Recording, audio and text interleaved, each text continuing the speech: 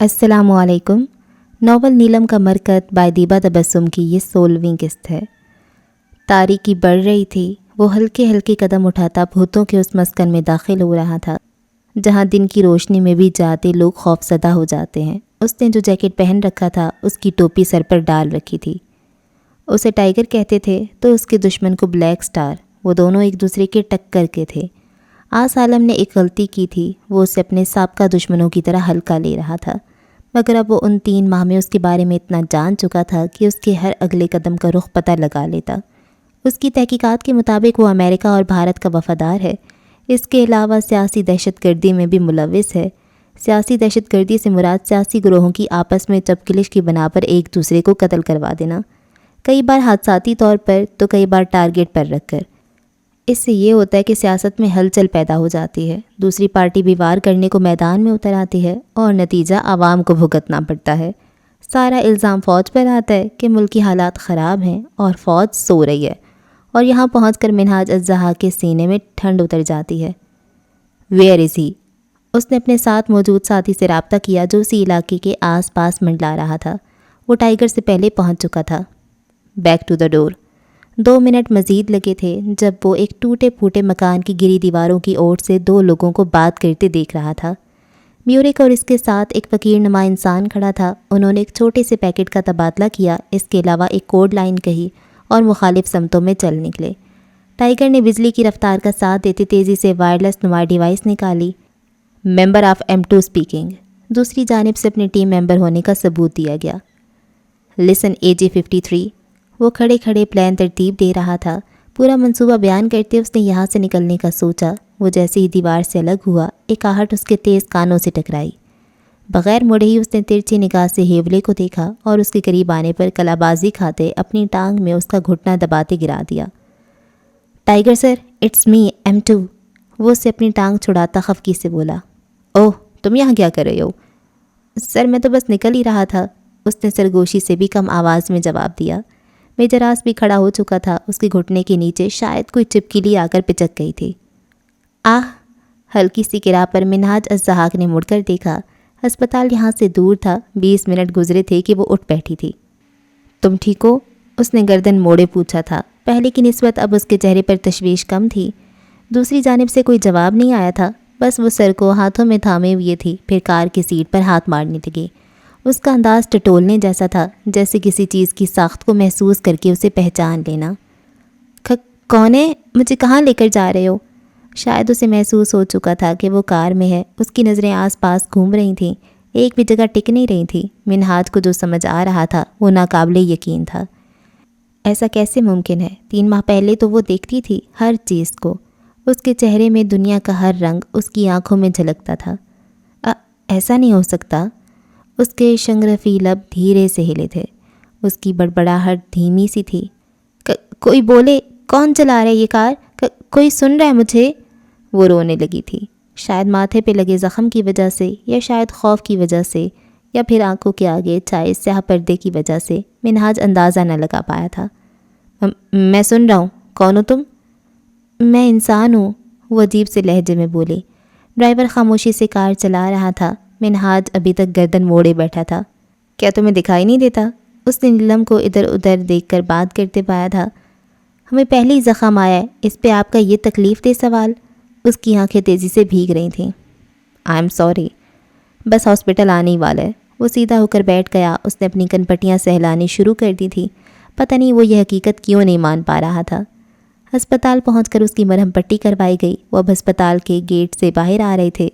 उसके आसपास security guards Mandla रहे थे। शुक्रिया आपका, हम चले जाएंगे, वो उससे चंद कदम आगे निकलती बोली। उसका लहजा बिल्कुल पहले वाला न था। चीखती चिल्लाती मुँह नोचती वो लड़की तो बहुत मुख्तलिफ थी। सुनो, नाम क्या है तुम्हारा? वो उसके बराबर आ खड़ा हुआ जो मेन रोड के किनारे आ गई थी। हम अजनबियों को अपना नाम नहीं बताते, वो ज़रा रुखाई से बोली। छोड़ो, नामों में क्या रखा है। तुम चलो, मैं तुम्हें ड्रॉप कर देता हूँ। कहाँ जाना है तुम्हें? वो सीधी खड़ी थी जबकि वो तिरछा सा खड़ा था। उसके लंबे भारी वजूद के आगे वो छुप सी गई थी। हमें लिफ्ट नहीं चाहिए, तुम जाओ। वो सामने देख रही थी। रिक्शा, रिक्शा, उसने हाथ हिलाते सामने से आते रिक्शे को रोका। वो देख अब भी सामने ही रही थी। कहाँ जाने बीबी? رکشے والے نے اس کو اوپر سے نیچے تک ایکس رے کرتی نظروں سے دیکھا۔ آواز کے تعاقب میں آگے بڑھتے اس نے رکشہ ٹٹولا اور بیٹھنے لگی، جب منہاج نے اسے بازو سے پکڑ کر واپس کھینچ لیا۔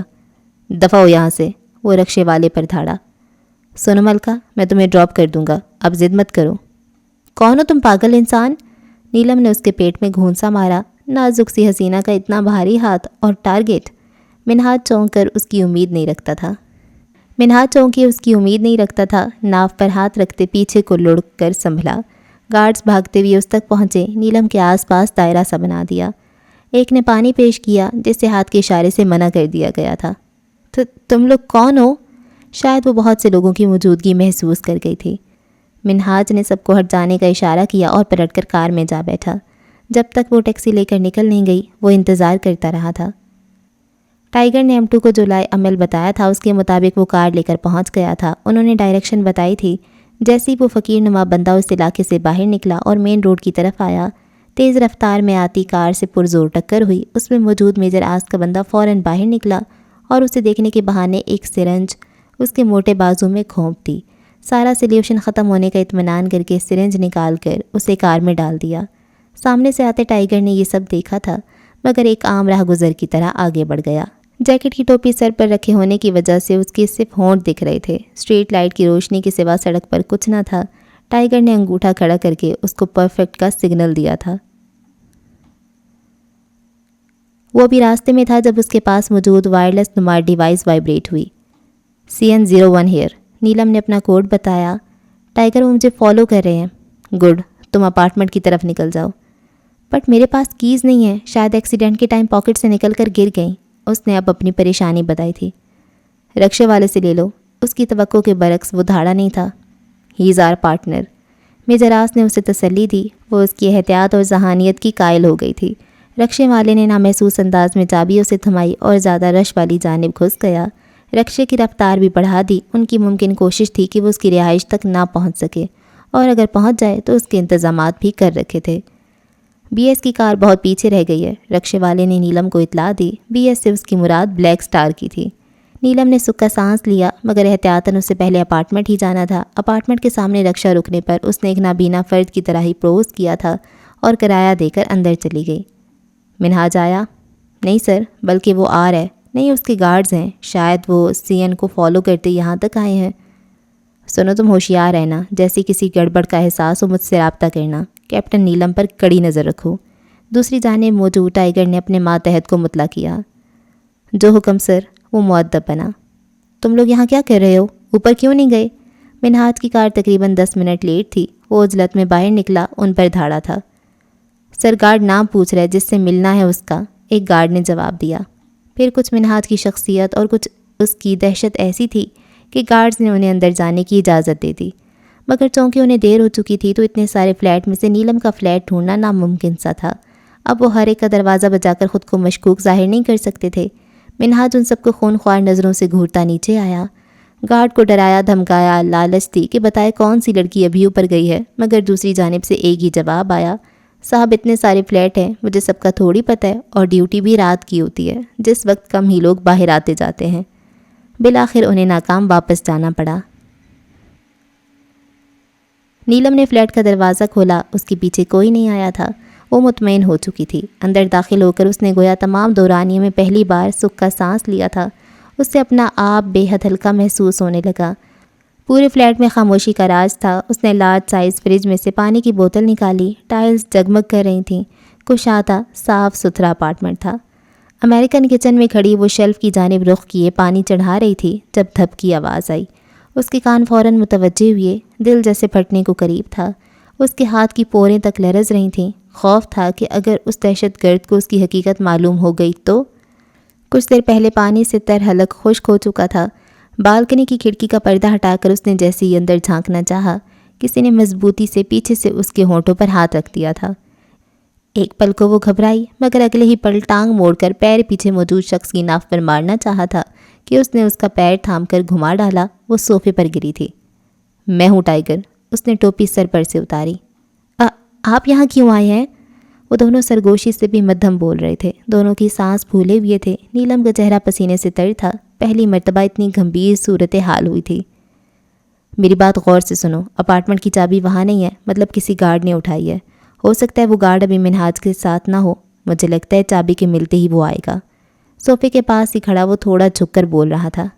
نہیں، ہمیں بہت ڈر لگ رہا ہے، اگر وہ یہاں آ گیا تو؟ دیکھیں یہ اندھا ہونا بہت مشکل ہے، جو چیز نظر آ رہی ہے کیسے سمجھوں کہ نہیں آ رہی ہے؟ وہ واقعی خوف زدہ تھی۔ ٹائیگر کے چہرے پر ناگواری پھیل گئی۔ 3 مہینے کی ٹریننگ کا یہ نتیجہ دو گی مجھے؟ صرف دعوے کرنے آتے ہیں تمہیں، ڈرپوک بزدل۔ وہ اسے لتاڑنے لگا۔ نیلم کا سر جھک گیا۔ ایسا لگ رہا تھا جیسے کوئی ٹیچر اپنے اسٹوڈنٹ کو ڈانٹ رہا ہو۔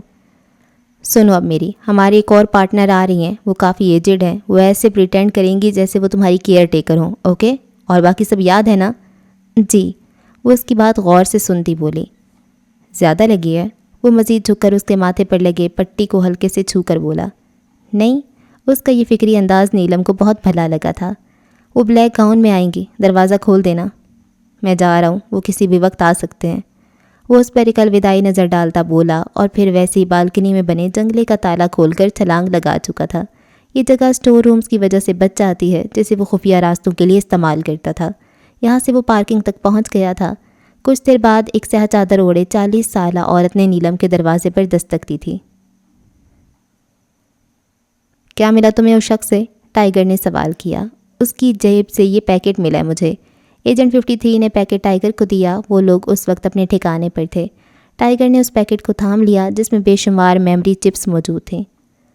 مجھے لگتا ہے یہ ڈیٹا بہت کام آنے والا ہے۔ ٹائیگر نے اس کی بات پر محض سر ہلایا تھا۔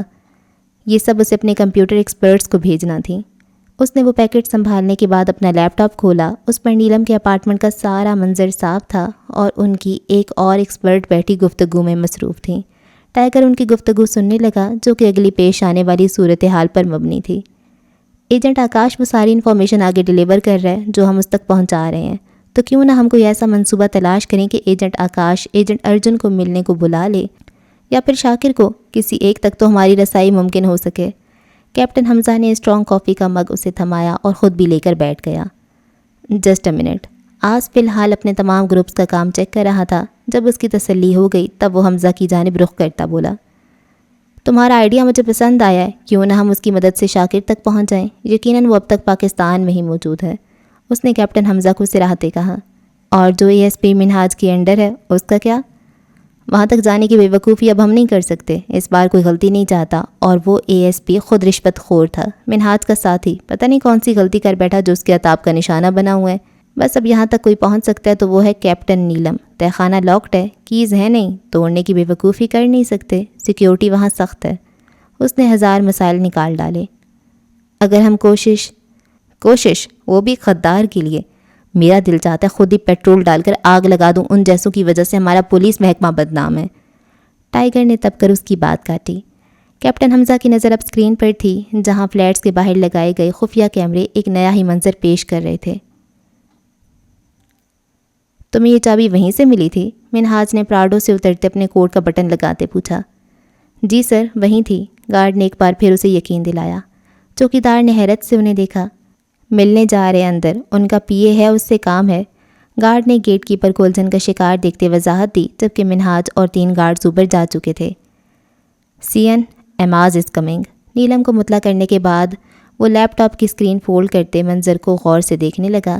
ایک جگہ نیلم کے اپارٹمنٹ کا باہر والا حصہ نظر آ رہا تھا جبکہ دوسری جگہ فلیٹس کے پارکنگ ایریا کی اور اپارٹمنٹ کے اندر کی صورتحال نظر آ رہی تھی۔ اس وقت ہر اپارٹمنٹ کے دروازے کو چابی لگا کر دیکھنا سراسر غیر قانونی ہے سر۔ کوئی شور بھی مچا سکتا ہے، اگر کسی کو شک گزر گیا تو مسئلہ بن جائے گا۔ پلیز سر، آپ کا یہ کام میں آج ہی کروا دوں گا، ٹرسٹ می۔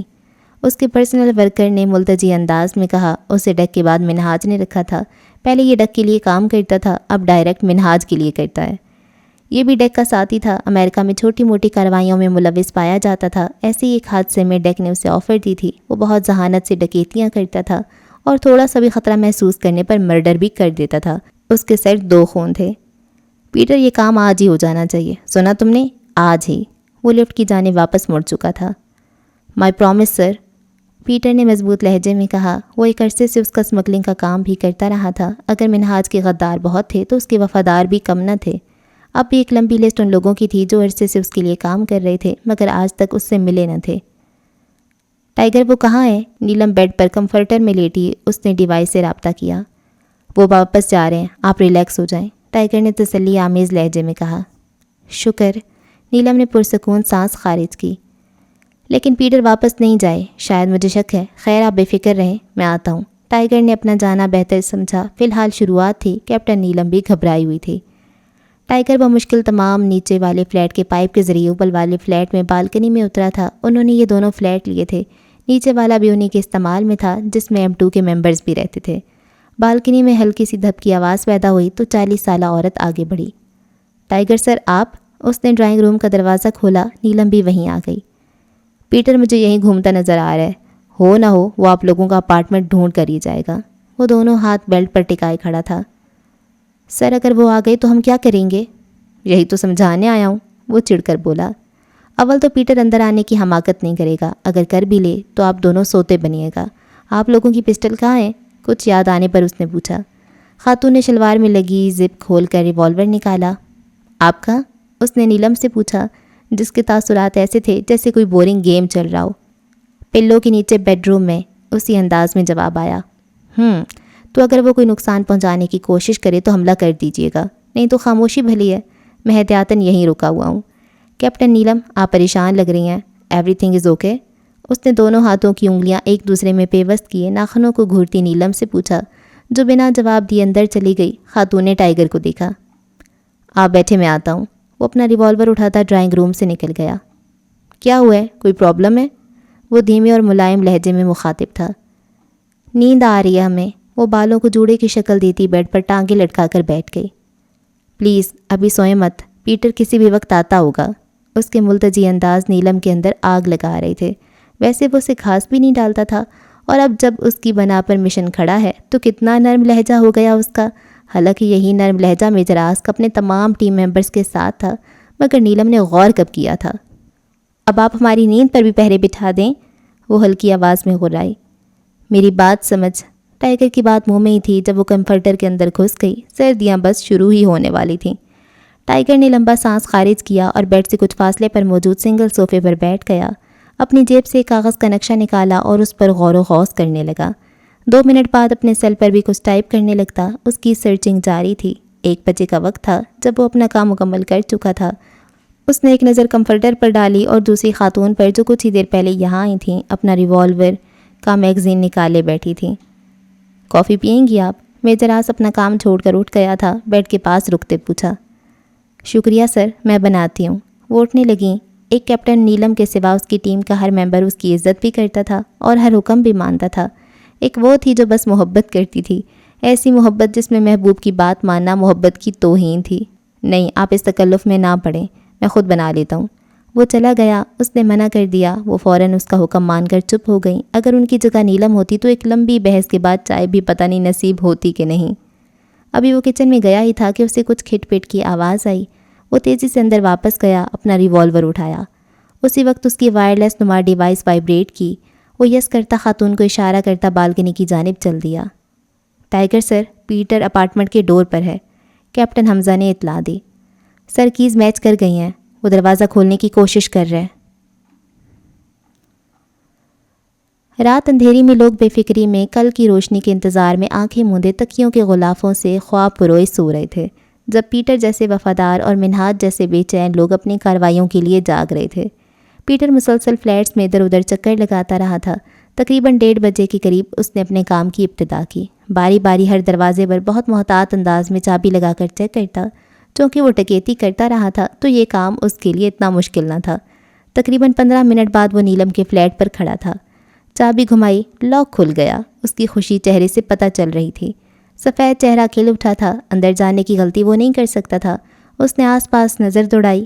کوئی زی روح نہ تھی. دروازہ واپس لاک کر کے وہ نیچے اتر گیا. سر وہ جا چکے, سیکیورٹی گارڈ کے پاس کھڑے. کیپٹن حمزہ اس کو سیکنڈ کی خبر دے رہا تھا. ٹائیگر نے رابطہ منقطع کیا اور اندر چلا آیا جہاں نیلم جاگ رہی تھی. پیٹر جا چکے, خطرہ ٹل گیا. ہم ایک سٹیپ آگے آ گئے ہیں. ایماز کو لوکیشن پتہ چل گئی ہے. وہ جلد ہی آپ سے رابطہ کرے گا. ٹائیگر اب تک ہونے والے ہر منصوبے کے تحت کام پر خاصا مطمئن تھا. M2 کی ٹیم بھی ایک ریکارڈ حاصل کر چکی تھی. یہ ایک بڑی کامیابی تھی. بس انہیں رپورٹ کا انتظار تھا کہ ان چپس سے کیا ڈیٹا ملا ہے.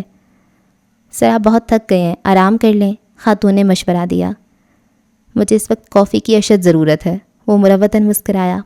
ہم بناتے ہیں۔ وہ بیڈ سے نیچے اتر آئی۔ آپ کو کافی بنانا تو نہیں آتی؟ میجر آس نے کہا۔ اتنا مشکل کام بھی نہیں ہے، وہی بحث کرنے کی عادت۔ اتنا آسان ہوتا تو آپ پہلے نہ سیکھ چکی ہوتی۔ وہ بھی کہاں پیچھے رہنے والا تھا۔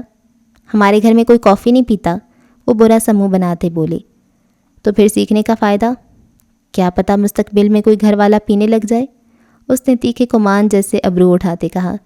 خاتون ان کی نوک جھونک پر بس مسکرا ہی سکی تھیں۔ پھر وہ سلیپرز پہن کر کچن میں آ گئی۔ کاؤنٹر کے پاس کھڑی وہ کافی پھینٹ رہی تھی، جبکہ میجر آس ایک سٹول چیئر کھینچ کر بیٹھ گیا اور سر ٹیبل پر رکھ کر اس پر بازو رکھا ہوا تھا۔ نیلم اس سے کافی فاصلے پر تھی۔ کافی تیار ہو گئی تو وہ اس کے قریب چلی آئی۔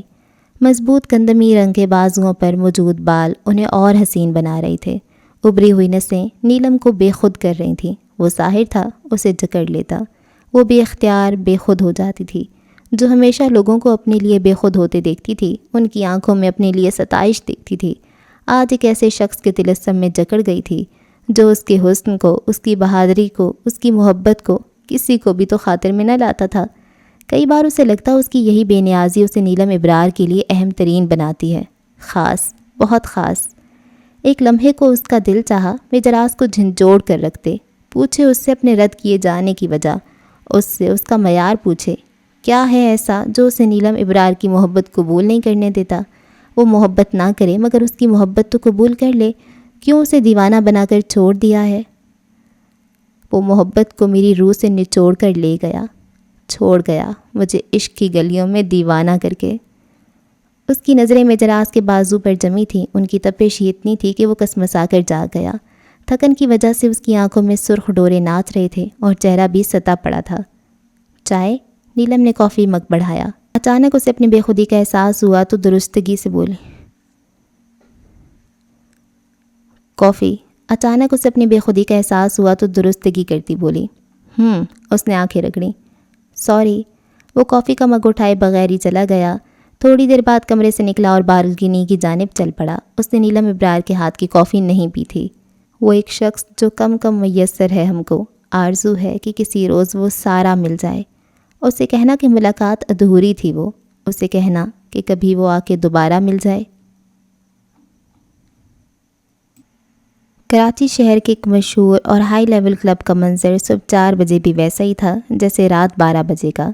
بے شمار لائٹس کی روشنی میں پلیٹ فارم پر تھرکتے وجود آس پاس کی نشستوں پر براجمان لوگوں کی توجہ کا مرکز بنے تھے۔ کچھ وقت مزید گزرا کہ فجر شروع ہو گئی مگر کلب کا بے ہنگم میوزک اور شور کم نہ ہوا۔ پاکستان ملک جسے اسلام کی بنیاد پر حاصل کیا تھا، یہ اسی ملک کا ایک منظر تھا۔ اس ملک کے حصول کے لیے جانے کتنے سر کٹے تھے، کتنی عزتیں مٹی میں جا ملی تھیں، کتنے مہاجرین بے گھر ہوئے تھے، تو کتنے معصوم تلواروں کی نوک پر لٹکے تھے۔ ظلم ہی ظلم تھا۔ سننے میں آتا ہے کہ برصغیر میں آزادی کی جنگ کے وقت انسانیت پر سب سے زیادہ ظلم ہوا تھا۔ سفید ٹراؤزر پر بلیک فینسی شرٹ پہنے، گلے میں اسٹولر ڈالے، شولڈر کٹ بالوں کے ساتھ ایک درمیانے عمر کی لیڈی کاؤنٹر پر موجود تھی۔ اپنے لیے سافٹ ڈرنک کا آرڈر دے کر وہ آس پاس کا جائزہ لے رہی تھی۔ میورک ابھی تک نہیں آیا تھا۔ ان کے ایک ساتھی کی شفٹنگ ہو گئی تھی۔ کیپٹن حمزہ آیا تو ان کے ساتھ تھا مگر بعد میں اسے میجر آس کی ٹیم میں ڈال دیا اور ان کے ساتھ ایک اور ایجنٹ کو شامل کر دیا۔ اس نے یہ اطلاع اس لیڈی کو دی تھی۔ وہ اندر ہی کہیں موجود ہے۔ اس نے ہاتھ میں پہنے ہینڈ واچ موبائل پر بہت احتیاط سے ٹائپنگ کی۔ جلدی تلاش کرو، ایک اور میسج۔ مجھے لگتا ہے وہ مختلف گیٹ اپ میں ہے، ایجنٹ 61 نے جواب دیا۔ ہو سکتا ہے، لیڈی نے رپلائی کیا۔ تم اندر جاؤ، ایجنٹ 41 ادھر آئے گا، لیڈی نے حکم دیا۔ Okay ma'am. اس نے پوزیشن بدلی۔ میورک اندر گیا ہے سیڑھیوں کی جانب۔ لیڈی کو 41 سے اطلاع ملی۔ تم اس کا پیچھا کرو، میں آتی ہوں۔ وہ سافٹ ڈرنک کو ایک ادا سے انکار کرتی چھوٹے چھوٹے قدم اٹھاتے اندر کی جانب چل پڑی۔ کچھ دیر بعد انس کے مقابل آ گئی۔ انہوں نے خود کو ایک کپل کا پوز دینا شروع کر دیا اور یوں ہی باتوں باتوں میں اوپر جانے لگے۔ یہاں کیمرے لگے ہیں 41، لیڈی نے سرگوشی میں کہا۔ آگے نہیں لگے ہوں گے، آخر وہ اپنے خفیہ کام کیمرے میں کیسے ریکارڈ کر سکتے ہیں؟ انس بولا۔ ہم یہاں سے گزریں گے تو ریکارڈنگ میں آ جائیں گے، لیڈی نے ناگواری سے کہا۔ میرے پاس ایک پلان ہے، انس نے پرسوچ انداز میں کہا۔ کیا؟ چلیں۔ وہ واپسی کو مڑ گیا۔ ویٹر کا یونیفارم کہاں ہے؟ انس نے پوچھا۔ 61 کی کار میں، لیڈی نے کہا۔ ایجنٹ 41 نے کار میں یونیفارم بدلا اور اس کے اوپر ڈارک براؤن کوٹ پہن لیا کہ شک نہ گزرے۔ اندر آ کر ایک خاموش گوشے میں اسے بھی اتار دیا۔ اس کے یونیفارم پر کلب کا لوگو بھی لگا تھا۔ میں اکیلے اوپر جاؤں گا، آپ یہاں کھڑی ہو جائیں، کوئی آئے تو بتائیے گا، اور ایجنٹ 61 آپ CCTV آپریٹنگ روم میں چلے جائیں۔ 61 نے فوراً عمل کیا۔ وہ اوپر سیڑھیوں کی جانب چل پڑا۔ 41 گو، انس کو 61 کا میسج ملا۔ اسی وقت وہ آپریٹنگ روم میں داخل ہوا۔ میرا سیل چوری ہوا ہے، میں وہاں بیٹھا۔ اس کا کام ہو چکا تھا، ان سب کا دھیان بٹ گیا۔ وہ 90 تلے قدم اٹھاتا اوپر جا رہا تھا۔ انہیں 20 منٹ کی دیری ہو چکی تھی۔ جب تک وہ اوپر پہنچا، میوریک اور ایک اور گریسفل پرسنالٹی کا مالک شخص وہاں سے نکل رہے تھے۔ کلب کی چھت پر موجود واحد اسٹور روم کو اس شخص نے تالا لگایا اور میوریک کے ساتھ سرگوشیوں میں بولتا نیچے چلا گیا۔ بہرحال انہیں اسلحے کا ایک ٹھکانہ مل گیا تھا، مگر انس کو یقین نہیں آ رہا تھا کہ اتنا بڑا کام یہ لوگ اتنے کھلے عام کر رہے ہیں۔ ان کے نیچے چلے جانے کے بعد وہ پلرز کی اوٹ میں ہوتا کمرے تک پہنچا۔ چھلانگیں مار مار کے بمشکل روشن دان کے جنگلے کو تھام کر لٹکتے ہوئے اندر جھانکا۔ خالی اسٹور روم اس کو منہ چڑھا رہا تھا۔ سر اپارٹمنٹ نمبر 24 ہے، پیٹر نے لائبریری میں داخل ہوتے جھٹ سے کہا۔ وہ چیئر کی بیک سے ٹیک لگائے، چہرے پر گلابی رنگ کی ڈائری رکھے نیم دراز تھا، اس کی پہنچ پر بھی اس کے وجود۔ سر اپارٹمنٹ نمبر 24 ہے، پیٹر نے لائبریری میں داخل ہوتے جھٹ سے کہا۔ وہ چیئر کی بیک سے ٹیک لگائے، چہرے پر گلابی رنگ کی ڈائری کھولے نیم دراز تھا، اس اطلاع پر بھی اس کے وجود میں ہلکی سی بھی جنبش نہ پیدا ہوئی۔ اس نے ہلکی سی آواز نکالی اور ہاتھ کے اشارے سے اسے واپس جانے کا کہا۔ اس کا رویہ عجیب سا تھا، جس کے لیے چند لمحے بےتاب رہا تھا، اب ایسے پرسکون تھا جیسے بے چینی کبھی تھی ہی نہیں۔ خاموشی ایسی ہی تھی جیسے ہمیشہ سے لائبریری میں ہوا کرتی تھی، مگر جانے کیوں اسے آج ماضی نہیں یاد آ رہا تھا۔ بس ایک ہی چہرہ آنکھوں کے سامنے لہراتا گلابی ڈائری کے اوراق پر اجاگر ہو جاتا۔ وہ حسن پرست تھا؟ نہیں، پھر کیا سچ مچ میں محبت کا کوئی وجود ہوتا ہے؟ کیا یہ افسانوں کے علاوہ بھی سانس لیتی ہے ہم انسانوں کی زندگی میں؟ ہاں لیتی ہے، انسانوں کی دنیا میں، مگر بے حس جانور درندے کب سے محبت کرنے لگے؟ کاش محبت کر سکتے، وہ تو کہتے ہیں ہو جاتی ہے خود بخود بغیر کسی تردد کے۔ اس کا ذہن الجھ رہا تھا، اسے اپنا آپ حقیر معلوم ہونے لگا کہ کہاں وہ اور کہاں ایک عام سی لڑکی۔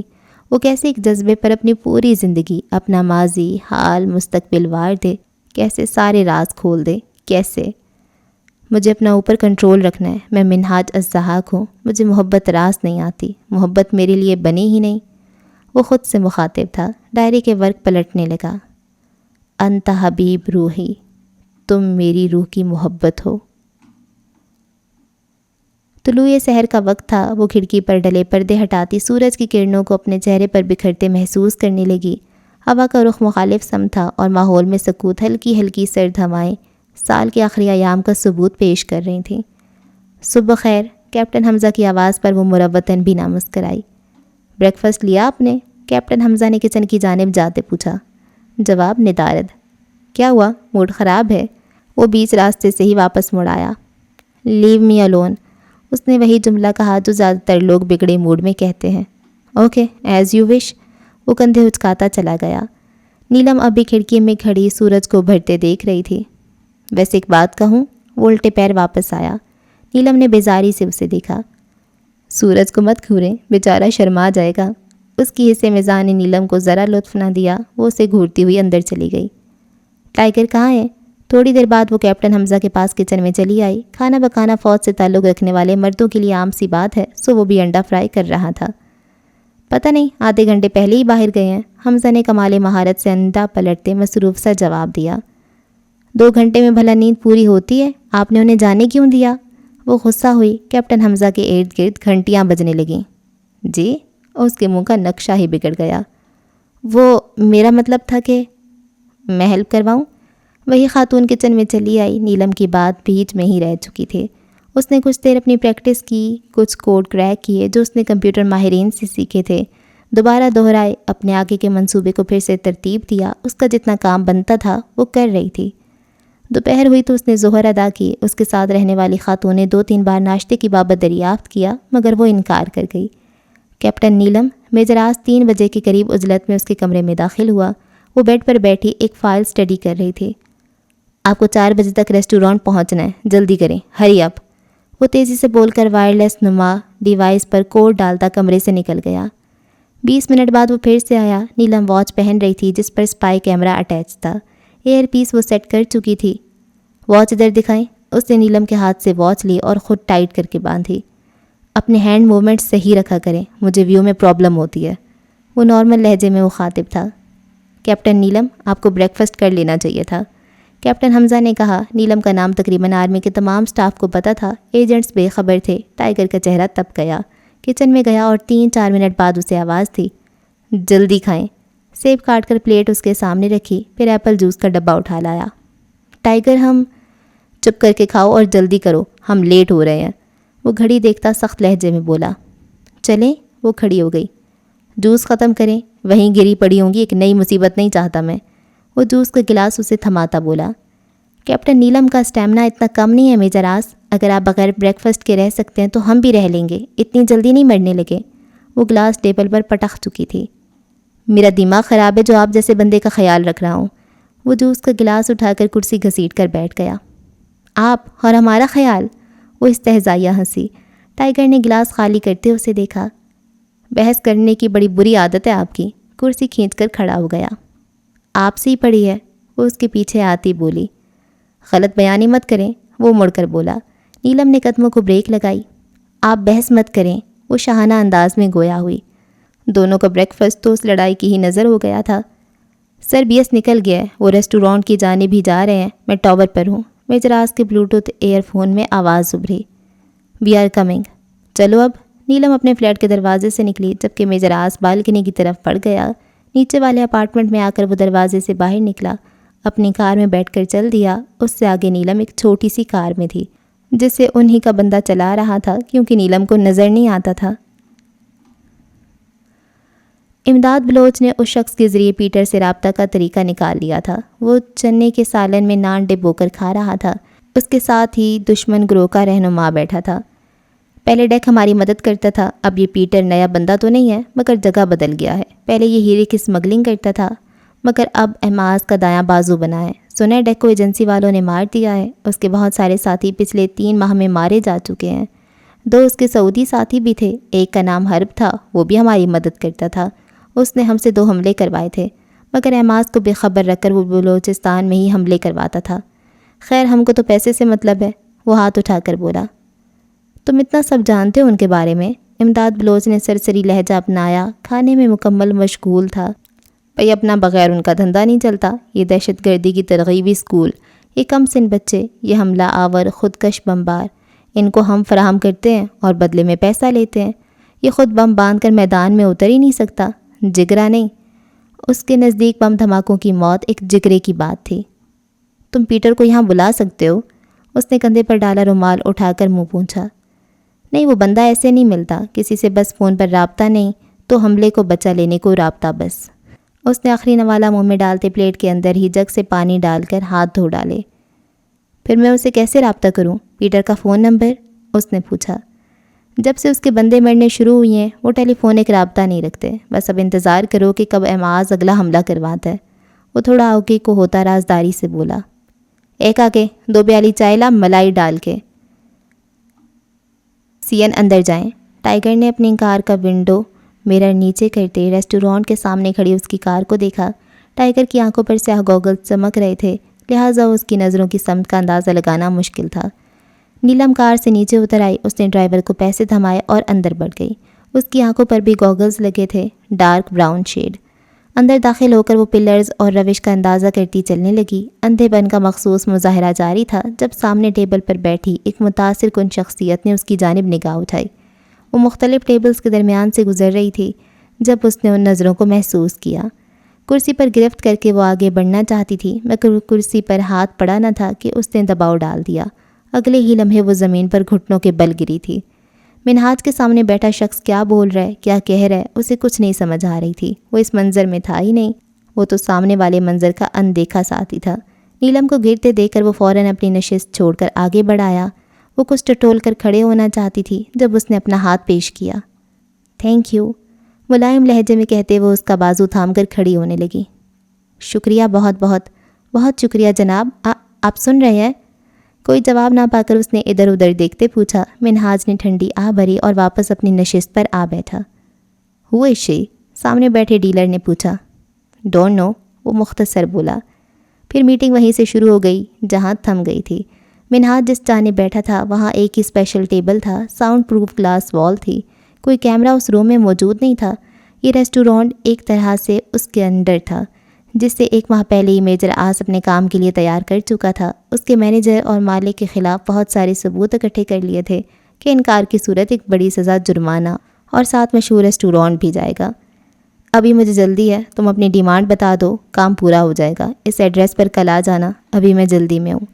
मिनहाज ने कलाई पर मौजूद घड़ी पर वक्त देखते अपने मगरूर अंदाज़ तकल्लुम का इस्तेमाल किया और एक एड्रेस टिश्यू पेपर पर लिखकर बाहर निकल गया। जल्दी से काउंटर तक आया जहाँ से नीलम अभी अभी निकली थी। कौन थी ये लड़की और यहाँ क्यों आती है? उसके गार्ड्स अभी अभी मीटिंग वाली जगह पर खड़े थे। काउंटर तक कोई नहीं आया था। Any problem sir? मैनेजर ने उसे दूर से ही देख लिया था। पास आकर नहायत मोहतात अंदाज में पेश किया। ये लड़की कौन है और यहाँ क्यों आती है? उसने अपना सवाल दोहराया। सर ये ब्लाइंड है, जॉब के लिए आती है, मगर एक अंधी लड़की से हमारा क्या काम? मैनेजर ने अफसोस भरे लहजे में कहा। मिनहाज के दिल पर लफ्ज़ अंधी ने घूंसा मारा। इसको आज ही जॉब ज्वाइनिंग का लेटर सेंड करो। वो यहाँ जो भी काम करे उसे कोई परेशान नहीं करेगा, उसकी सैलरी मैं दूंगा। वो तो जैसे उस मेहरबानी के इंतज़ार में था। काउंटर पर टेबल रिजर्वेशन की डिटेल्स हासिल करते बंदे ने उनकी तमाम गुफ्तगू सुनी थी। मिनहाज जहाँ कोड का बटन बंद करता, रेस्टोरेंट की एग्जिस्टेंस की जानिब बढ़ गया। उसके तमाम गार्ड साथ हो लिया, जैसे किसी वीआईपी की सिक्योरिटी रखी जाती है। उसका भी ऐसा ही इंतज़ाम था। वो एक मशहूर बिजनेसमैन भी तो था, जिसकी आड़ में वो अपने हर गैर कानूनी और गैर इंसानी अमल धड़ल्ले से अंजाम देता था। नीलम रेस्टोरेंट से अपार्टमेंट बिल्कुल ऐसी पहुंची थी जैसे वो हकीकत में एक नाबीना लड़की हो। तमाम रास्ते उसका राब्ता किसी से ना रहा था, अलबत्ता तमाम रास्ते किसी न किसी कोने पर मेजर आस के बंदे खड़े थे। एक की इत्तला के मुताबिक एमाज ने एक शख्स को नीलम के पीछे भेजा था। वो अपार्टमेंट तक आया था। ख़ुद नीलम ने भी अपने पीछे आम से हुलिया में मौजूद एक शख्स की मौजूदगी को महसूस किया था। उसने डोर बेल बजाई और ख़ातून ने दरवाज़ा खोला। ये मंजर उस शख्स ने साफ देखा था। अंदर पहुंचकर नीलम ने एक तवील सांस ली। हर सेकंड, हर लम्हा एक ही डर रहता, कहीं वो पकड़ी ना जाए। एक सरासीमगी की कैफियत हमा वक्त तारी रहती। तकरीबन 1 घंटे तक उससे किसी किस्म का कांटेक्ट नहीं किया गया था। एक एहतियात थी जो बरकरार रखनी थी। मेजरास ने अपार्टमेंट पहुंचते ही अंदर से लॉक लगाया और अपने बनाए गए खुफिया रास्ते से नीलम के अपार्टमेंट पहुंचा। बालकनी का दरवाज़ा बंद था। उसने हल्के से दस्तक दी। नीलम हड़बड़ा सी गई। खातून ने एक नज़र उसके खौफ से नीले पड़ते चेहरे को देखा और दूसरी नज़र आसपास दौड़ाई कि दस्तक किस दरवाजे पर दी गई है। नीलम के हवास उस वक्त बहुत कमज़ोर पड़ चुके थे, वरना लम्हा लगता उसे आवाज़ की समझ समझने को। मैं देखती हूँ। वो उठी और दरवाजे तक गईं। टाइगर ने एक और बार दस्तक दी। वो अब बालकनी के दरवाजे के पास रुक गईं। खिड़की खोलकर बालकनी में झांका। टाइगर को देखकर पुरसकून सांस खींची। इतनी देर लगा दी और दरवाज़ा क्यों बंद किया था? वो बोलता हुआ तेज़ी से ड्राइंग रूम से निकला। एमाज ने मैनेजर से तुम्हारी जॉब की बात की है, इंशाल्लाह आगे भी सब बेहतर होगा। वो मुतमईन सा बोला। टाइगर हमें बहुत डर लग रहा है, अगर उसे सच पता चल गया तो, अगर कोई गड़बड़ हो गई तो? वो वाकई खौफजदा थी। आप अपना ये डर ख़त्म कर लें, नहीं तो हमारा पूरा मिशन डिस्ट्रॉय हो जाएगा। इतनी ट्रेनिंग, इतने लेक्चर्स देने के बावजूद आपका यही हाल है? वो नाला नज़र आने लगा। आप हमारी जगह हों तब पता चले दिल कितना घबरा रहा होता है, उस वक्त जब हम उसके सामने अंधेपन की एक्टिंग कर रहे होते हैं। किसी दिन दिल ही बाहर आ जाएगा। आखिरी जुमला वो धीमे से बोली। चिड़िया का दिल था तो पंगे क्यों लिए? वो कड़े तेवरों से उसे घूरता बोला। शुरू हो गए आपके ताने? वो गोद में पड़ा कुशन सोफे पर पटकती बेडरूम में चली गई। भूख लग रही है? मेजरास उसके पीछे ही अंदर चला आया। ऑब्वियसली, उसने शूज़ उतारते कहा। अंदाज से नाराज़गी अब भी ज़ाहिर थी। शू रैक में रखाएं। उसे शूज़ वहीं छोड़कर ड्रेसिंग तक जाता देखकर वो बोला। नीलम को साइका की याद ने आ घेरा। वो भी तो ऐसे ही बोला करती थी। उसने पलटकर मेजरास को देखा। वो सेल फ़ोन पर बिजी था। Hello, yes sir. वो बाहर निकल गया। शू रैक में क्या रखने थे? उसने वो बेदिली से टांगे लटका कर बेड पर लेट गई। छत को घूरते घूरते उसके सब समंदर का साहिल नम होने लगा। गुड़िया, नाश्ता कर लो। मेरी बेटी भूखी रहे और हम खाना खा लें? नामुमकिन। हारिस भाई को कहीं घर दामाद बन जाएं, हम आप ही के बगैर नहीं रह सकते। उसे 1 घंटा हो चला था यूं ही लेटे उन लफ्ज़ों को, उन जुमलों को सुनते। नीलम आ जाएं, आपकी फेवरेट मैक्रोनी बनाई है टाइगर सर ने। वो अंदर आते बोली, मगर नीलम को चित लेटे देखकर वापस आ गई। उसने उनके कहे को सुना ही नहीं था। میجراس کچھ دیر بعد دروازے کے فریم میں کھڑا تھا. اس نے انگلیاں موڑ کر دستک دی. دوسری جانب وہ تکیہ منہ پر رکھتے دبی دبی بھاری آواز میں بولی, ہمیں بھوک نہیں ہے میم. کیوں بھوک نہیں ہے؟ آپ کو پتہ ہے پوری ٹیم میں سب سے زیادہ آپ کھانے میں نخرے کرتی ہیں. سب اپنا خیال خود رکھتے ہیں, کسی پر ڈیپینڈ نہیں کرتے, اور کرنا بھی نہیں چاہیے. آپ کا بیہیویئر مجھے پریشان کر رہا ہے کیپٹن نیلم. وہ اس سے کافی فاصلے پر کھڑا بول رہا تھا. آپ بے فکر رہیں, ہم آپ کو مزید تنگ نہیں کریں گے. پلیز لائٹ آف کر دیں. وہ تکیے کو اور زور سے دبوچتی بولی. پوری کوشش کی تھی کہ وہ اس کا چہرہ نہ دیکھے.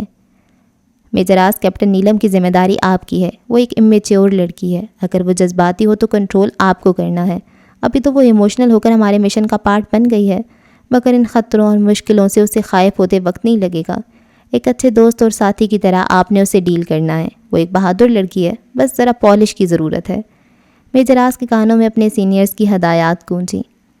تم کرنل شہیر عالم کا ریکارڈ میرے حوالے کر دو. میں تمہارے بابا کی زندگی کی گارنٹی دیتا ہوں. ہا ہا ہا.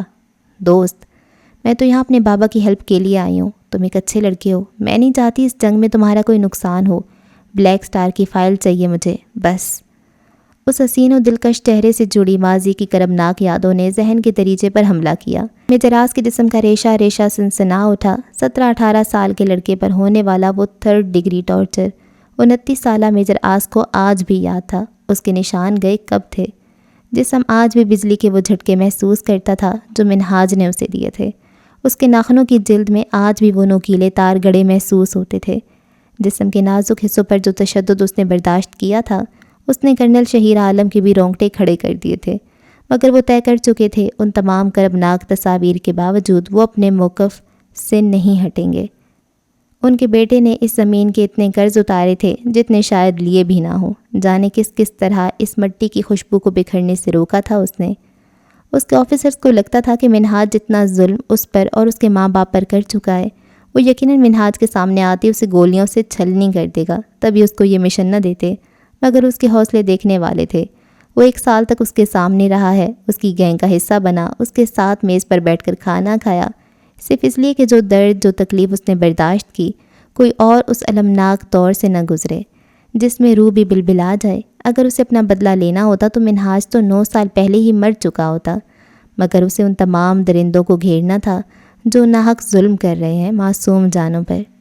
اپنے اندر کے اشتعال کو دبانا ایک مشکل کام تھا جسے میجراس نے بہت آسانی سے مکمل کیا. وہ اپنے گھر والوں سے دوری پر رو رہی تھی. وہ کیوں نہیں روتا جس کا کوئی گھر نہیں تھا, جس کا کوئی ٹھکانہ نہیں تھا, کوئی خوشی نہیں, کوئی اپنا نہیں, کوئی رشتہ نہیں تھا. پھر وہ کیوں نہیں روتا تھا؟ ایسے ہی تو نیلم اسے سخت جان, پتھر, بے حس نہیں کہتی تھی. وہ عادی ہو گیا تھا اس زندگی کا جس نے اسے وطن سے محبت سکھائی تھی. اس کے باپ نے, اس کے دادا نے, سب نے اس وطن کے لیے شہادتیں حاصل کی تھیں. وہ بھی ان سب کے نقش قدم پر چل رہا تھا. اتنی سختی آ گئی تھی اب اس میں کہ کوئی اس کے اندر جھانک نہیں سکتا تھا. گولیوں کی ہمدردیاں سمیٹنا میجراس کا شیوا نہیں تھا. وہ باہر نکل گیا. کیپٹن حمزہ, انس, میم بشرا اور باقی تمام ساتھیوں سے ایک ایک کر کے ان کی خیریت معلوم کی. کوئی مسئلہ تو نہیں؟ ہر جانب سے تسلی کر لینے کے بعد ہی اس کے حلق سے نوالا اترنا تھا. ایسے ہی تو وہ سب اپنا لیڈر پر فخر نہیں کرتے تھے. وہ تھا ہی قابل. تبھی میم بشرا کو نیلم کا لفظ بحث بہت بری طرح سے چبھا تھا. یہاں کی طرف کچن آتا ہے اور یہ کاؤنٹر اور کچن کے ٹھیک اوپر ہی چھت والا کمرہ ہے. مجھے تو بس یہی ایک راستہ سمجھ آ رہا ہے. انس نے نقشے پر پینسل پھیرتے کہا, پھر پینسل چھوڑ کر صوفے کی بیک سے ٹیک لگا کر چہرہ اوپر اٹھا لیا. دن میں میورے کے پارٹنر بنتے رہتے اور رات میں کلب کی مصروفیات, ان کی تو نیند اب خواب بن کر رہ گئی تھی. میم پلیز ایک اسٹرانگ کافی, انس نے گزارش کی. Why not? وہ مسکراتی ہوئی اپنی نشست چھوڑ کر اٹھ گئیں. میورے کو ہم نے ٹریپ تو کر لیا ہے, مگر مجھے نہیں لگتا کہ وہ اتنی جلدی ہم پر بھروسہ کرے گا. اپنے کام نکلوائے گا بس. مشکل ہے کہ وہ اپنے منہ سے کوئی راز بتائے. اس کے لیے بھی ایک پلاننگ کرنی پڑے گی. ایجنٹ 61 اپنے خیالات کا اظہار کیا. بالکل 100%. وہ بہت شاطر انسان ہے. عابد کے ذریعے اس سے ملے ہیں, تب بھی اتنا ریزرو. اگر ڈائریکٹ ملتے تو مہینے لگ جاتے. انس نے اس کے خیالات کی تصدیق کی. عابد بحری سفر کے ذریعے اسلحہ اسمگل کرنے میں میورے کی مدد کرتا تھا. ایجنٹ 41 اور 61 نے عابد کے خلاف ثبوت اکٹھے کیے, ان کا ریکارڈ اسے دکھایا اور اس کی فیملی کو بھی اغوا کر لیا, جس کی وجہ سے عابد کو ان کا ساتھ دینا پڑا. زیادہ تر ملاقاتوں میں وہ اسے اپنے انڈر کرنے کو اس کے چھوٹے بیٹے کے ساتھ ٹائم بم باندھ دیتے, جس کے خوف سے وہ ان کی کوئی بات نہ ٹالتا تھا۔ وہ اس کے خاندان پر کسی قسم کا تشدد نہیں کرتے تھے، نہ ہی انہیں ہراساں کرتے، بس ایک طرح سے عابد کو ٹریپ کرنے کے لیے استعمال کرتے تھے۔ یہ اپارٹمنٹ عام لوگوں کے استعمال میں نہیں تھا، یہ خاص اس مشن کے لیے تھا اور MM2 ٹیم کے لیے جنہیں تہہ خانوں کی سب سے زیادہ ضرورت تھی۔ یہاں 3 کمرے موجود تھے، ایک کمرے کے ساتھ کچن تھا تو دوسرے کے ساتھ سٹور روم، اور سٹور روم میں ایک لوہے کا ڈھکن تھا جو اس طرح ڈیزائن تھا کہ فرش کا ہی حصہ معلوم ہوتا۔ اسے کھولنے سے تہہ خانے کا راستہ آتا تھا جہاں عابد کا خاندان قید تھا، جس میں اس کی ایک بیوی اور 3 بچے تھے۔ ان کے لیے ہر سہولت موجود تھی۔ عابد نے ہمیں جتنی انفارمیشن دی ہے میں نے ٹائیگر کو بھیج دی ہے، یہ ایک اچھی خبر تھی۔ وہ خوش تھا ہمارے کارنامے پر۔ انس ٹانگیں پسار کر آدھا لیٹا اور بیٹھا تھا۔ اس طرح ہمیں ویسے ڈبل فائدہ ہوا، ایک طرح سے عابد کو جو معلومات تھیں اسلحے اور میورے کے متعلق وہ بھی مل گئیں، اور میورے کی گینگ کا حصہ بننے کا موقع بھی۔ ایجنٹ 61 بھی پرجوش تھا، بس کسی طرح کلب کے اوپر والے کمرے کا راز کھل جائے۔ میم بشرا چائے کی ٹرے لے کر اندر آئیں۔ انشاءاللہ یہ بھی ہو جائے گا، ایجنٹ انس نے مسکرا کر کہتے اپنا مگ اٹھا لیا۔ اس میں کافی زیادہ ہے۔ اس بات پر میم بشرا اور ایجنٹ 61 ہنس پڑے تھے۔ کیپٹن نیلم اٹھ جائیں اور 1 منٹ سے پہلے آپ باہر ہوں۔ کچھ دیر بعد میجر آز پھر اس کے روم میں آیا تھا جہاں اس کی واچ، ہیئر بینڈ، شوز سب ویسے ہی بکھرا پڑا تھا۔ اس کے بال پورے بیڈ پر پھیلے ہوئے تھے۔ ٹائیگر نے آگے بڑھ کر اس کے منہ سے تکیہ کھینچا۔ نیلم نے خونخوار نظروں سے اسے گھورا۔ سنا نہیں آپ نے؟ نہیں، ہم اندھے ہونے کے ساتھ ساتھ بہرے بھی ہو چکے ہیں۔ وہ چیخی اور دوسرا تکیہ منہ پر لے لیا۔ میجر آز نے وہ بھی کھینچ لیا۔ مسئلہ کیا ہے آپ کے ساتھ؟ اسے بھلا کا غصہ آیا ہوا تھا، چہرہ سرخ ہو رہا تھا تو آنکھیں غضبناک۔ چیخے مت، گلا خراب ہو جائے گا۔ وہ تکیہ بیڈ پر درست کرنے لگا۔ نیلم اسے گھورنے لگی۔ جائیں منہ دھو کر آئیں۔ اس نے نیلم کے شوز اٹھا کر ریک میں رکھے، واش روم گیا، ہاتھ دھو کر واپس آیا۔ ابھی تک ویسے ہی بیٹھی ہیں، اتنی ضدی کیوں ہیں آپ؟ وہ اس کے سامنے کھڑا پوچھ رہا تھا، سینے پر ہاتھ باندھ رکھے تھے۔ آپ اتنے اچھے بننے کی اداکاری مت کیا کریں، زہر لگتے ہیں ہمیں۔ وہ حقیقتاً اس کے ہر روپ سے خوف زدہ تھی، کبھی وہ اسے اپنا خیر خواہ لگتا، کبھی دشمن۔ جس سے محبت ہو وہ زہر لگ ہی نہیں سکتا۔ وہ دل جلانے والی مسکراہٹ سے اسے تپانے لگا، مگر اس کے برعکس اس نے عجیب سا سوال کیا، ایسا سوال جس نے میجر آز کی ہستی ہلا دے، اس کے زخم کھرچ ڈالے۔ آپ سب اپنے اپنے گھر رابطہ کر سکتے ہیں، ان سے مل سکتے ہیں، ان کی تصاویر دیکھ سکتے ہیں، آپ لوگ ہمارا درد نہیں محسوس کر سکتے میجر آز؟ گھر سے دور رہنے کی تکلیف آپ ہمارے احساسات نہیں سمجھ سکتے۔ آپ یہ ہمارے بغیر کیسے رہ رہی ہیں؟ کیا بابا اب ناشتہ کر لیتے ہیں ہمارے بغیر؟ آلو کے پراٹھے بناتے؟ کیا ہم کسی کو یاد نہیں آتے؟ وہ سسکیوں سے رونے لگی۔ اس کا ایڈونچر اور شاید محبت کا بھوت بھی اترنے لگا تھا۔ میجر آز کو تو کم از کم ایسا ہی لگا تھا۔ آپ کو اپنی فیملی کی پکچرز چاہیے ہے نا؟ میں لا دوں گا، اب رونا بند کریں، شاباش اٹھیں۔ پرومس؟ وہ انگلی اٹھا کر بولی۔ وعدہ، اس نے سنجیدگی سے کہا۔ نیلم کا چہرہ خوشی سے جگمگانے لگا۔ کچھ دیر بعد وہ اور میجر آز ڈائننگ ٹیبل پر موجود تھے۔ نیلم رغبت سے کھا رہی تھی، کچھ دیر پہلے والی اداسی کی ہلکی سی رمق بھی اس کے چہرے پر موجود نہ تھی۔ ویسے غلط فہمی آپ کی دور کرنی تھی، وہ یہ کہ ہم میں سے کوئی بھی دوران مشن اپنی فیملی سے رابطہ نہیں کرتا، ہمیں اس کی اجازت نہیں۔ یہ ہمارے لیے بھی اچھا ہے کیونکہ بصورت دیگر ہماری فیملی کو نقصان بھی پہنچایا جا سکتا ہے۔ وہ پلیٹ پر جھکا بول رہا تھا۔ نیلم کا منہ میں جاتا میکرونی سے بھرا کانٹا ٹھہر گیا تھا۔ آپ کی فیملی میں کون کون ہے؟ اس نے سرسری لہجے میں پوچھا۔ میں کسی بھی اجنبی کو اپنے پرسنلز میں گھسنے کی اجازت نہیں دیتا، 2 ٹوک جواب آیا تھا، اور دوسروں کی ذاتیات میں دھڑلے سے بغیر اجازت دخل دیتا ہوں۔ وہ اپنے عزلی تیکھے انداز میں بولی۔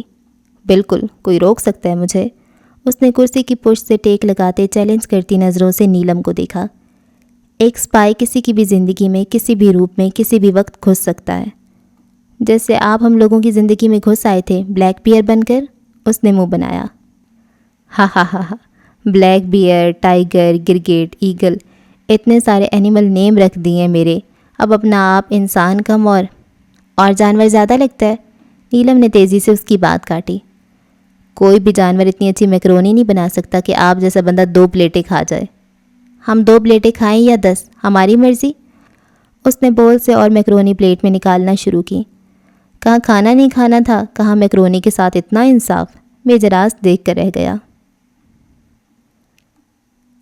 منہاج ہیرے کی سمگلنگ کے لیے کچھ اور بندے ہائر کروا، اتنے سے کام نہیں چلے گا۔ 2-3 مہینے بعد 4 لوگ کتنے کی ہیرے لا سکتے ہیں؟ ایئرپورٹ کی سیکیورٹی بھی حکومت نے سخت کر دی ہے۔ جب سے ایک شخص 1 ٹن ہیروئن کے ساتھ ایئرپورٹ پر پکڑا گیا ہے، کیا وہ تمہارا ساتھی تھا؟ ایماز پلازا کے ڈرائنگ روم میں آج اسد زبیر لغاری براجمان تھا۔ شیشے کی بڑی سی میز پر انواع و اعلیٰ اقسام کے پکوان سجائے گئے تھے۔ وہ بہت کم اس کا مہمان بنتا تھا، کیونکہ سیاسی لوگوں کی صبح کی واک سے رات کے کھانے کے مینیو تک پر میڈیا کی کڑی نظر ہوتی ہے۔ وہ الگ بات ہے، مسائل کی جانب توجہ کم صحیح، مگر وزیر اعظم، وزیر داخلہ کا ناشتہ نہ رہ جائے، اس کی کوریج لازمی ہے۔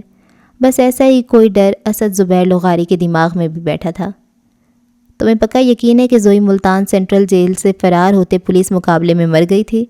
وہ ہیرو کی بات کر رہا تھا اور منہاج لڑکی کی۔ ارے سٹیمپ پیپر لے آؤ تم، وہ بیزار ہوا۔ میں نے زوئی کو دیکھا ہے، وہ سگار جلائے بیٹھا تھا، اس کا دھواں اڑتا جا رہا تھا، فضا میں ملگجا سا اندھیرا چھا رہا تھا، اس کے چہرے پر پر اسراریت تھی۔ کیا تم اسی لڑکی کی بات کر رہے ہو؟ شیر خان نے ٹانگ نیچے اتاری اور تھوڑا آگے کو ہوتا بولا۔ وہ لڑکی اس کی ہم شکل ہے، بس وہ تو دیکھنے سے ہی کالج گرل لگتی ہے، جبکہ زوئی اگر زندہ ہوتی تو کم از کم بھی 28 سال کی عورت دکھتی۔ کوئی کسی سے اتنا کیسے میچ کر سکتا ہے؟ منہاج نے سنجیدگی سے کہتے سگار ایش ٹرے میں جھاڑا۔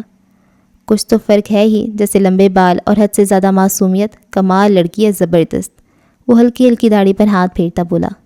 بکواس بند کرو، اپنے کام کی بات کرو۔ وہ ایسا رد عمل دینا نہیں چاہتا تھا، مگر یہ سب قدرتی تھا، بے اختیاری تھا۔ میں نے تو کام کی ہی۔ اچھا چپ کرو، میرا دماغ مت خراب کرنا، اس وقت چائے پی کر جانا، باقی میں خود دیکھ لوں گا۔ انتہا کی بیزاری اور بدتمیزی تھی اس کے انداز میں۔ سگار پھینک کر وہ اپنا کوٹ صوفے کی پشت سے اٹھاتا نکل گیا۔ سر، مینیجر نے اس لڑکی کو جاب کے لیے کال کر دی ہے، اور اس کا ایڈریس وہی ہے جو ہم نے حاصل کیا تھا۔ کیز ابھی تک میرے پاس ہیں۔ جو گارڈز اس کے پیچھے چھوڑے ہیں، ان کی رپورٹ کے مطابق وہ لڑکی ایک عورت کے ساتھ رہتی ہے اور کبھی اسے باہر نکلتے نہیں دیکھا۔ 2-3 بار وہ عورت ہی راشن لینے کے لیے نکلی ہے۔ اس کے ساتھ ساتھ چلتا پیٹر تیز تیز بول رہا تھا۔ گڈ، اس لڑکی کے ایک ایک کام کی رپورٹ دینی ہے مجھے، اور کیز مجھے دے دو۔ منہاج کے کہنے پر اس نے پینٹ کی پاکٹ سے چابی نکالی اور اس کو تھما دی۔ منہاج الزحاق کی نظریں لوہے کی چابی سے چپک گئیں جو اس کی چوڑی ہتھیلی پر چمک رہی تھی۔ مبارک ہو بہت بہت آپ کو، آپ کی جاب لگ گئی، کیپٹن حمزہ نے شوق ہوتے کہا۔ پہلی پے سے آپ ہمیں ٹریٹ دیں گی۔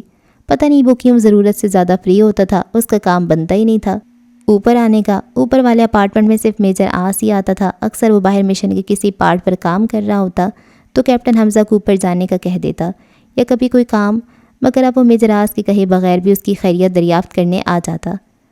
سینس آف ہیومر اچھا ہے آپ کا، مگر مجھے ہر جوک پر ہنسی نہیں آتی۔ وہ اسپائر پیس کی لوپس جو آپس میں گڑمڑ ہو گئی تھیں کو صحیح کرتی بولی۔ جس جوک پر آپ کو ہنسی آتی ہے وہ سنا دیتے ہیں۔ وہ مسکرایا۔ Captain Hamza, where are you? اس کے سیل پر میسج آیا۔ Coming sir. وہ نیلم کو دیکھتا نیچے والے اپارٹمنٹ میں آیا جہاں میجر آس ٹہل رہا تھا۔ اس کے علاوہ ان کے 10-12 ساتھی تھے، لگتا تھا کوئی میٹنگ ارینج کی گئی ہے۔ اس کے آتے ہی میجر آس نے اپنی نشست سنبھالی۔ میورے کے بندے سے جو میموری چپس ملی ہیں اس کا زیادہ تر ڈیٹا سینٹرل جیلوں کا ہے، جس میں لاہور، کراچی، حیدرآباد، ملتان، پشاور ہے۔ مجھے لگتا ہے وہ کوئی CIA کا بندہ ہی تھا۔ وہ امریکن سپائی کو سینٹرل جیل سے نکلوانے کے چکروں میں ہے۔ میجر آس رکا۔ کتنے جاسوس ہیں؟ ایک ساتھی نے پوچھا۔ 2 امریکی جاسوس اس وقت ہمارے قیدی ہیں، اور ان دونوں کے بارے میں میڈیا کو نہیں پتہ۔ 2 سال پہلے امریکہ نے کہا تھا کہ ان کے 2 سیاح پاکستان سے غائب ہو چکے ہیں۔ یہ بات بہت اچھالی گئی تھی، مگر اس بار ہم ان جاسوسوں کو میڈیا پر لانا نہیں چاہتے تھے، ورنہ دونوں ملکوں کے مابین حالات کشیدہ ہو جاتے۔ اس نے تفصیلاً بتایا۔ اور اسلحے کے متعلق کچھ پتہ چلا؟ ایک اور سوال آیا۔ ان کو جس اسپائی کی تلاش ہے اس کا نام ڈیکوڈ کر لیا گیا ہے، مگر یہ انفارمیشن سینسٹیو ہے اور اس کو شیئر کرنے کی پرمیشن نہیں۔ اس کے علاوہ 2-3 اور CIA کے اسپائی لاہور، ملتان کی سائٹ پر کام کر رہے ہیں۔ ان کا مقصد صرف اپنے ساتھیوں کو فرار کروانا ہے۔ سر، اس انفارمیشن سے ہمارے مشن میں تو کوئی ہیلپ نہیں کی۔ ایک دل جلے نے منہ بگاڑا۔ کم آن، جس کام میں ملک کا فائدہ ہو اس پر کبھی منہ نہیں بگاڑنا چاہیے، ٹائیگر نے اسے سمجھایا۔ سوری سر، نیلم کا بھائی ہوتا تو اتنی جلدی شاید نہ سمجھتا۔ اوکے، تم لوگ جا سکتے ہو، اور تم دونوں پلیز اس CIA کے ایجنٹ کی سیکنڈ کی لوکیشن اپنے ریکارڈ میں رکھنا۔ اس نے جاتے ہوئے ساتھیوں میں سے 2 کو مخاطب کیا۔ سر، کیپٹن نیلم کو میجر کی کال آ چکی ہے، جاب کنفرم۔ ان سب کے جانے کے بعد کیپٹن حمزہ بولا۔ سچ اے گڈ نیوز، اس نے دلکشی سے کہا۔ ٹائگر سر، اگر ہم ASP کو چھڑا لیں تو مجھے لگتا ہے وہ اسلحے کے مطابق ہمیں بہت کچھ بتا سکتا ہے. یہ ہمارے فائدے کی بات ہے اور ایک انسانی جان کی بھی. کیپٹن حمزہ نے بہت مشکلوں سے یہ تجویز پیش کی تھی. ٹائگر کے غصے سے خائف بھی تھا. سوچتے ہیں اس پر بھی کچھ. میں بھی اسی نتیجے پر پہنچا ہوں. ویسے بھی ASP اپنے گناہوں کی بڑی سخت سزا بھگتا لیا ہوگا. عالی شان محل نما عمارت جسے ایماز پلازا کہتے ہیں، دنیا کی نظر میں ایک مشہور بزنس مین کی صدیوں کی ریاست، جبکہ CIA، را اور ISI کی نظر میں ایک دہشت گرد کی حرام کی کمائی، لال مادہ بہانے کی اجرت. آسمان کی سیاہی میں اضافہ کرتی رات کی دیوی نے وقت کی سوئیاں ذرا اور کھسکائیں اور ٹن کی آواز نے 12 بجنے کا اندیا سنایا. 6 دسمبر 2015. اس کی آنکھوں کے سامنے قندیل جل رہی تھی جس میں کائنات کا چہرہ واضح تھا، صاف، شفاف، معصوم، شرارتی چہرہ کھلکھلاتا ہوا. اس کی ہمراز، اس کی ہم قدم، ہمدم، اس کی دوست، اس کا سب کچھ، اس کی کائنات. ایک دوسرے میں جان بستی تھی ان کی. جدہ شہر کی سرزمین پر ان کے قدموں کی چھاپ ہمیشہ ساتھ پڑی تھی. وہ 2 کمروں کی اینٹوں سے کچے آنگن کے سرسبز درختوں پر دونوں ساتھ چڑھے تھے. آم بہت پسند تھے کائنات کو، اور کوئی چیز کائنات کو پسند ہو اور منہاج کو نہیں، یہ ممکن ہی کہاں تھا. آج کائنات کی پیدائش کا دن تھا. منہاج کے جسم پر چونٹیاں رینگنے لگیں، یاد آنے لگیں، تلخ یادیں، تلخ زمانے، کربناک سانحے. بھیا، آواز میں کتنی شیرینی تھی یہ صرف وہی جان سکتا تھا جس کے کان میں وہ آواز آج بھی گونج رہی تھی، جسے دبے 13-14 برس گزر گئے تھے. وہ ایک لارج تصویر کے سامنے کھڑا تھا، ایماز پلازا کا سب سے آخری فلور. اسے لگا وہ تصویر نہیں، حقیقت ہے. وہ مسکرا کر اسے دیکھ رہی تھی. کائنات. اس کے لب کپ کپا رہے تھے، آنکھیں بہہ رہی تھیں. کائنات، تم سن رہی ہو؟ اس نے تصویر پر ہاتھ پھیرتے اس جملے کو ٹکڑوں ٹکڑوں میں ادا کیا. میں تمہارا بدلہ لے رہا ہوں، مرتے دم تک لوں گا، سب کو مار دوں گا.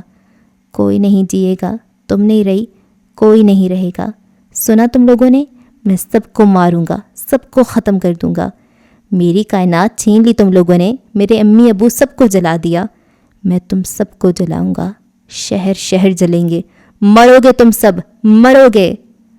اس کے چیخنے میں شدت آتی جا رہی تھی. دونوں ہاتھوں کی مٹھیاں بھینچے وہ چیخ چیخ کر دوہرا ہوا ہی جا رہا تھا. اسے لگتا تھا غم صرف اس سے ہے، ہر دکھ صرف اس کے لیے ہے. دنیا میں 70% دہشت گرد صرف انہی حادثات کی بنا پر دہشت گردی کا حصہ بن جاتے ہیں اور پھر جرائم کی دنیا میں اندھا دھند گھستے چلے جاتے ہیں. تاریخ میں نامی گرامی دہشت گردوں کا ماضی کھنگالنے سے یہی ملتا ہے کہ انہوں نے اس کام کی شروعات انتقامی کارروائی کے لیے کی تھی اور دیکھتے ہی دیکھتے کہاں سے کہاں پہنچ گئے. رات کی سیاہی پر آفتاب کی سرخی غالب آنے لگی تو ستاروں نے بھی رخت سفر باندھ لیا. مہتاب کو روئی سے مشابہ رکھتی بدلیوں نے اپنی لپیٹ میں لے کر شہر کو پوری طرح سے اجاگر ہونے کا موقع دیا. اپنے وقت کے پابند سرحدوں پر تعینات تو سمندروں کے رکھوالے، فضا کے جان باز سپاہی تو زمین کے رکھوالے اپنی ذمہ داریاں خوش اسلوبی سے نبھانے نکل پڑے. کیپٹن نیلم ابرار بھی قسمت کے دھاگوں سے بندھی انہی صف میں آ کھڑی ہوئی تھی. ریسٹورانٹ کا وقت 8 بجے کا تھا. اس نے سابقہ طریقے اپناتے اپنی سیکیورٹی مکمل کی اور نکل گئی خطروں سے کھیلنے، کھلاڑیوں کو مات دینے. فولڈڈ نائف شوز کے اندر تھی اور کھلی شرٹ میں چھپا پسٹل اس کی حفاظتی اقدامات تھے. اس کا کام وہاں آنے والے کسٹمرز کا آرڈر پلیس کر کے کچن کاؤنٹر تک پہنچانا تھا. بس اس کے لیے اسے پہلے 1 گھنٹے پورے ریسٹورانٹ کا نقشہ یاد کروایا اور ٹیبل نمبرز بھی ایک نابینا لڑکی کو نوکری پر رکھنا سراسر بے وقوفی تھی. دوسرے ویٹرز اور ورکر کی نظر میں بعد میں اس کی انتہا کی خوبصورت اور مسحور کر دینے والے حسن کو دیکھ کر ہر کوئی اپنے قیاس کے گھوڑے دوڑانے لگتا. انہیں پورا یقین تھا کہ آج منہاج آئے گا، مگر تمام توقعات پر اس وقت پانی پھر گیا جب انہیں ایجنٹ انس سے میورک کے ذریعے اطلاع ملی کہ منہاج آج کے دن بہت ڈسٹرب ہے، اور یہ بھی کہ شاید اگلے چند گھنٹوں میں پاکستان کے مختلف شہروں میں شعلے بھڑکیں. شہر قائد، اسلام آباد اور لاہور کی بڑی اور مشہور مارکیٹیں بند کر دی گئیں، بازار بند کر دیے گئے. اس کے ساتھ ساتھ چھوٹی بڑی تمام درسگاہوں اور درباروں پر پولیس کی بھاری نفری تعینات. جی ہاں، آپ کو بتاتے چلیں کہ ملک بھر کے بڑے شہروں کی پر رونق جگہوں پر پابندی عائد کر دی گئی. مال روڈ پر لوگوں کا بہت رش ہے. پولیس اہلکار کی گزارش ہے کہ جلد از جلد بھیڑ کم کر دی جائے. DIG سندھ کے مطابق سیکرٹ سروسز کے ذریعے اطلاعات موصول ہوئی ہیں کہ دہشت گردی کی کوئی سازش رچائی گئی ہے. جی ایک بار پھر آپ کو بتاتے چلیں. نیوز چینل پر اینکر فل فارم میں آ چکی تھی. گلا پھاڑ پھاڑ کر ایک ہی نیوز دہرائی جا رہی تھی. آرڈر پلیس کرتی ویٹرس کا ہاتھ کپ کپانے لگا. اچھا جی، اس ایپیسوڈ کو یہاں پہ اینڈ کرتے ہیں، اور سچی بتاؤں تو مجھے بہت سی چیزیں نہیں سمجھ آ رہی ہیں، جیسے کہ وہ شاکر اور وہ جو ان 3 بندوں کی گیم تھی. ایسا ہوا ہوگا کہ انہوں نے ایک کو پکڑ لیا ہوگا اور ایک شاکر ہوگا جن کو وہ نہیں جانتے وہ کہاں ہے، اور وہ ان کا دشمن ہے اور وہ منہاج کی قید میں ہے، اور ایک اور بندہ ہے جو بھاگ جاتا ہے اور ایک بندہ ان کی قید میں ہے. شاید ایسا کچھ ہے جو راکی ایجنٹس ہیں. اور اتنا جو مجھے پتہ ہے، جو مجھے سمجھ آ رہی ہے وہ یہ ہے کہ آس کی جب وہ چھوٹا تھا تو اس کو ایک لڑکی نے ٹریپ کیا تھا اس کے فادر سے انفارمیشن لینے کے لیے، تو اس نے اس کے بیٹے سے دوستی کی تھی. تو وہ اس کے بیٹے کو کڈنیپ کروا لیا جاتا ہے، اور منہاج آس پہ بہت زیادہ ظلم کرتا ہے، اور اس کے بابا کو تاکہ اس کو ٹارچر کر کے اس کے بابا سے انفارمیشن لی جا سکے، لیکن اس کے بابا اس کے جو کہ شہیر عالم نام ہوتا ہے نا، کرنل شہیر، وہ انفارمیشن نہیں دیتے، اپنے بیٹے کی بھی پرواہ نہیں کرتے. تو پھر بعد میں جب یہ چھوٹ جاتا ہے تو پھر یہ کہتا ہے کہ میں نے اب پاکستان آرمی جوائن کرنی ہے. تو یہ ایک چیز تھی. اور تب وہاں کا وہ جو بلیک سٹار تھا اس کی بیٹی تھی وہ لڑکی زوئی، جس نے ٹریپ کیا ہوتا ہے آس کو. تو بعد میں پتہ چلتا ہے کہ بلیک سٹار ہی ہوتا ہے نا، یا شیر دل ہوتا ہے، دل شیر دل کوئی ہوتا ہے. تو بلیک سٹار کا ہی بندہ ہوتا ہے یہ منہاج الزحاق. تو بلیک سٹار مر جاتا ہے. بلیک سٹار کا زوئی سے کیا لینا دینا؟ زوئی تو پھر وہ جب بلیک سٹار مر جاتا ہے تو منہاج کو بلیک سٹار کا نام دے دیا جاتا ہے. بلیک سٹار ہی تھا نا؟ ہاں. تو اب اتنے سالوں کے بعد نیلم آئی ہے جو کہ زوئی کی طرح ہی لگتی ہے، اس لیے آس کو بری لگتی ہے. اور اب منہاج پریشان ہے کہ اس کی کیسے اتنی زیادہ اس کے ساتھ مشابہت ہے، اور اس کے ساتھ ہی اس کو پسند بھی آ گئی ہے، لیکن وہ خود کو ان محبتوں کے چکروں میں نہیں ڈالنا چاہتا، تو وہ سائڈ پر ہو رہا ہے. تو اب تو پتہ نہیں، خیر اگلے ایپیسوڈ میں ملاقات ہوتی ہے. تب تک کے لیے رکھیں دعاؤں میں یاد. اللہ حافظ.